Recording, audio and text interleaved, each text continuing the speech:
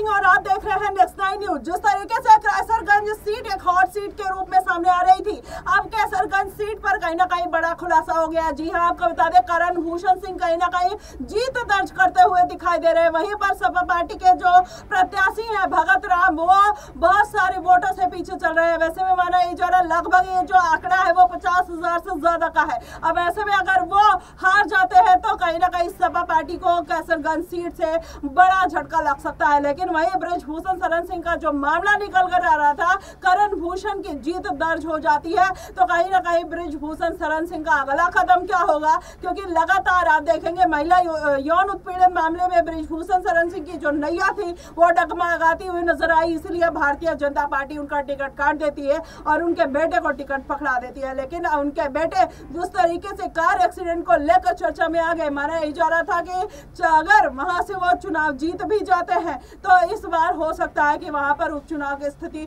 बनती हुई नजर आए, क्योंकि उनके ऊपर अगर FIR हो गया, क्या भारतीय जनता पार्टी उनको अपनी पार्टी से निकाल देगी। लेकिन वो मुद्दा जिस तरीके से शांत हो गया, अब माना जा रहा है कि अब जनता भी कहीं ना कहीं उस मुद्दे को भूल जाएगी। लेकिन मुझे लगता है भूलना इतना आसान नहीं है। जिन परिवारों का बच्चा खोया है, जिन परिवारों का बेटा गया है, कहीं ना कहीं बृजभूषण शरण सिंह को उस चीज़ का भुगतान करना होगा। और ये आम जनता इस बात को इतनी जल्दी और इतनी आसानी से भुला दे, ऐसा होना नहीं चाहिए। लेकिन फिलहाल अभी करण भूषण सिंह कैसरगंज सीट से आगे जाते हुए दिखाई दे रहे हैं। अब ऐसे में यही माना जा रहा है कि ये जो आंकड़ा है उनका 1 लाख से ज्यादा है, तो इस बार वहां पर उनको क्लीन बिन मिलता हुआ दिखाई दे रहा है। अगर ये आंकड़ा कहीं ना कहीं अभी 50,000 और 1 लाख के बीच में चल रहा है, अगर ये आंकड़ा कहीं थोड़ा होता तो हो सकता है भगत शर्मा इसको कहीं ना कहीं क्रैक करते हुए नजर आते हैं। लेकिन अब ये आंकड़ा काफी बड़ा है, तो ऐसे में माना यही जा रहा है कि वहां पर कैसरगंज से बृजभूषण शरण सिंह के बेटे की